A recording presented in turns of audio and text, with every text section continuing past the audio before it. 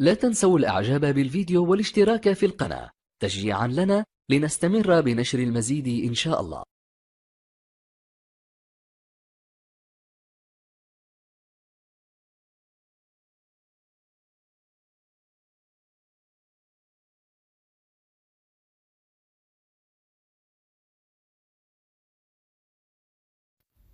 السلام عليكم ورحمة الله وبركاته.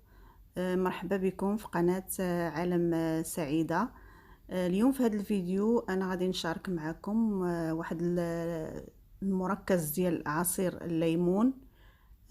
غنديروه على جوج طرق. كما كتشوفوا هنايا عندي كيلو ديال حامض الليمون، انا قسمته على جوج باش غادي نديرو جوج طرق. كما كتشوفوا عندي 500 غرام، غندير فيها ربعة ديال سنيده سكر سنيده. ممكن انكم تضاعفوا الكميه اللي بغى يدير جوج، حتى جوج كيلو ديال الحامض. جوج كيلو غديروا فيها كيلو ديال السنيده. كيلو كديروا فيه نص كيلو ديال السنيده. كما كتشوفوا هنايا انا غادي نديرو نبداو بالطريقه الاولى. غادي ناخذ الحبات ديال الحامض اللي عندي، غادي نبشرهم كاملين في هاد الحكاكه كما كتشوفوا. كلهم غادي نبشرهم. غادي نبداو على بركه الله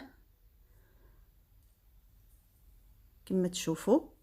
وكما كتعرفوا يعني الفوائد ديال الليمون متعدده. يهدئ الاعصاب، وكيحسن من عمل الجهاز الهضمي، وكينشط عمل الكبد، وينقي الدم من السموم، ويقلل من حالات انتفاخ البطن. وكذلك فيه ميزات كثيره، كيقوي العظام لانه كيحتوي على الكالسيوم، وكيساعد على تقويه كذلك الجهاز الهضمي.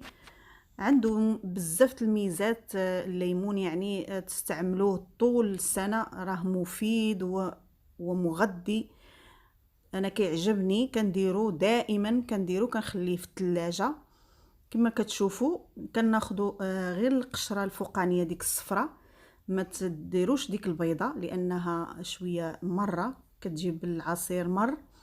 كناخذوا غير القشره، نحكوا غير هذيك الفوقانيه. كيف ما كتشوفوا انا غنستمر بحال هكا حتى نكمل الحبات ديال غادي نكملهم كاملين ونعاود نرجع معاكم باذن الله. كما تشوفوا هنايا انا كملت كاع الحبات كلهم. اذا غادي ناخذوا دابا هاد الحبات ديال الليمون، غادي نعصروهم. غادي ناخذوا العصير ديالهم هما باش غادي نخدموا هاد القشور والسنيده. كيف ما تشوفوا بقاو معايا. كما تشوفوا انا خديت العصاره ديال الكهربائيه، العصاره الكهربائيه. الا عندكم اليدويه ممكن حتى هي تستعملوها. انا غادي نعصر كاع هاد الحبات اللي عندي ونعاودوا نتلاقاو. كما تشوفوا انا خديت هاد الاناء هذا اللي غادي نشتغل فيه. انا خديت هنايا القشور ديال الحامض ديال الليمون، غادي نضيف عليهم سكر حبيبات كما تشوفوا. كما قلت لكم باش ما نزيد ناكد عليكم، انا خديت 500 غرام ديال الليمون، غادي ديروا فيها الرابعه ديال السنيده، رابعه ديال سكر حبيبات. انا كما تشوفوني انا ما درتش بزاف ديال السكر، لان ما كنكثرش، انا شخصيا ما كنكثرش السكر. انا خديت غير كاس ديال العنبه هو اللي درت، والمقدار اللي قلت لكم هو نص كيلو في ربعة ديال السكر. كنخدموا بهذه الطريقه هذه، كنبقاو هكا نمزجوا مزيان مع السكر والقشور باش كتذوب ديك شويه السنيده، كتذوب مع القشور مزيان. كنمعكوها مزيان، عاد كنزيدوا عليها هذا الكاس ديال عصير الليمون كيف ما تشوفوا.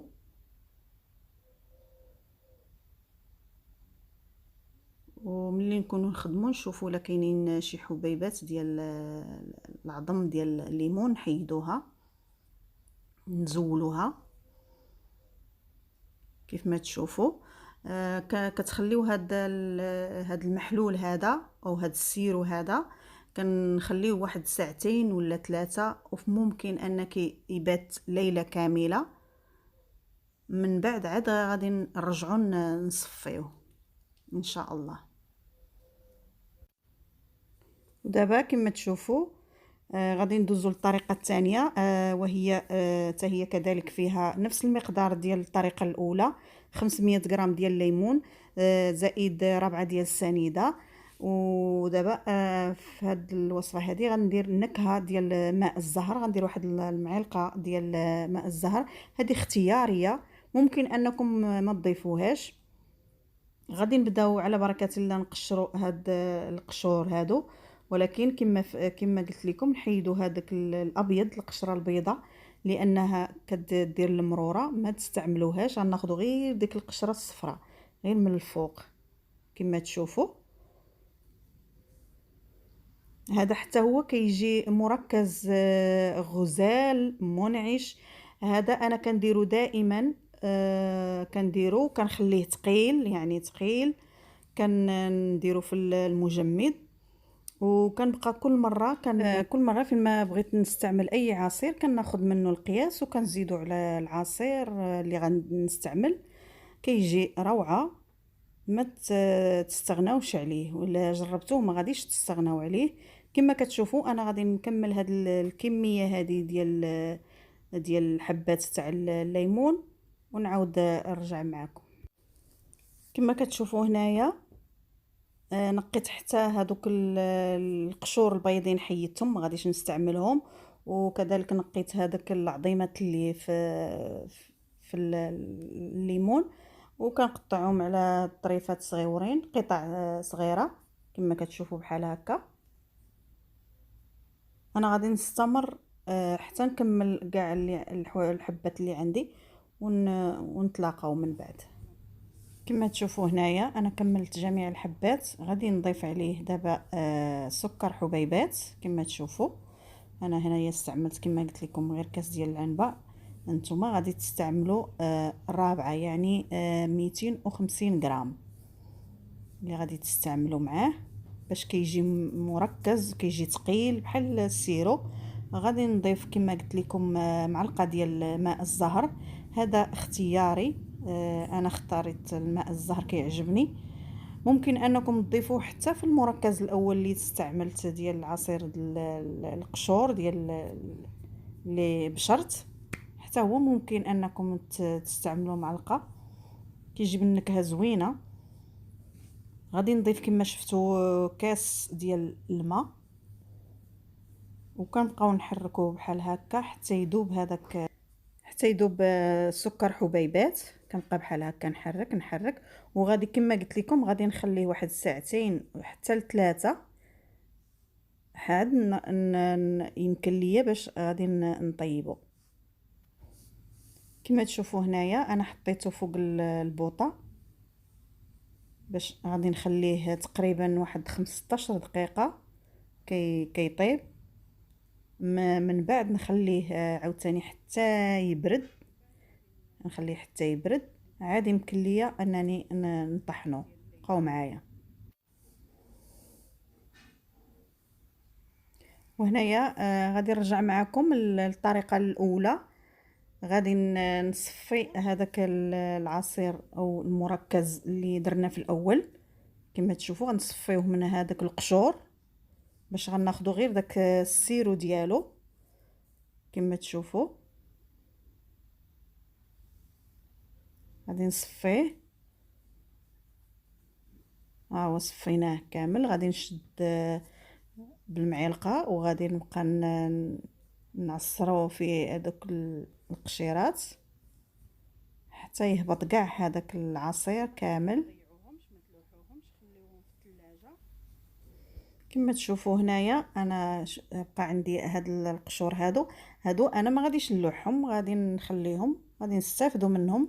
ملي تبغي تصاوبي شي كيكه ولا غريبه ديال الحامض، تزيدي هاد القشيرات هادو كيعطيو نسمه زوينه في كيكه، كيجيو رائعين. ما تلوحيهمش حتى تضيفي فيهم في الثلاجه حتى ديري بهم شي كيكه.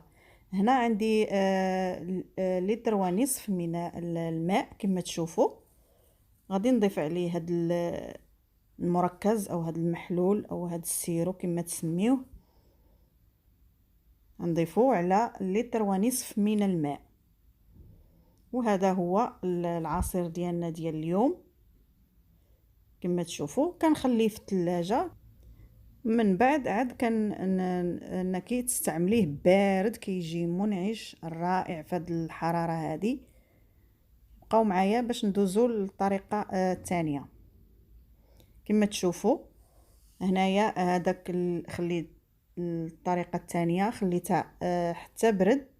غادي درتو في المولينيكس، غادي نطحنوه ومن بعد غادي نصفيو حتى هوايا باش كنحيدو ديك القشره وداك كلشي اللي فيه. هنايا كما تشوفوا هو صفيته في المصفاة. هذا هما القشور اللي بقاو لينا.